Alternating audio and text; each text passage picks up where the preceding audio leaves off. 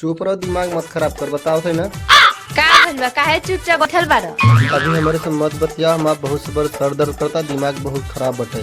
हम बाद में बतिया फिर। हाँ तो हमारा से ठीक से बतियाओ, ना हमरा टेंशन भइल तो 10-15 हजार खर्चा कराइए के माने।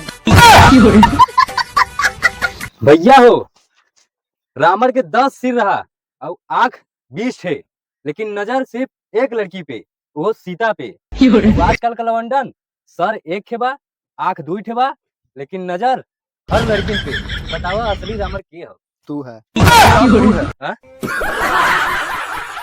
अरे सोनू भाई। हाँ भैया। अरे यार कहाँ रहा? 3-4 दिन दिखाना नहीं भैया, बड़ा पता लगा तो कुछ प्रॉब्लम रहा था के? प्रॉब्लम रहा यार भाई। का भा भाई? तबीयत नहीं सही रहा। हाँ। खाना नहीं खाता। काहे भैया? हो गया, इससे बीमारी हो गई नहीं तब कौन बीमारी धैले रे मर्द खाना होना तब भैया। अरे यार ना। अब आराम है। आराम भैया, आराम कैसे हुआ भैया? आराम हुआ भैया। हम बहुत दवा खैनी, अच्छा, लेकिन सब बेकार भई। हाँ हम बहुत दवा खैनी, हाँ। लेकिन सब बेकार भइल। हाँ। तू प्यार का रोग रहल भैया। पापा के चप्पल से आराम। हाँ।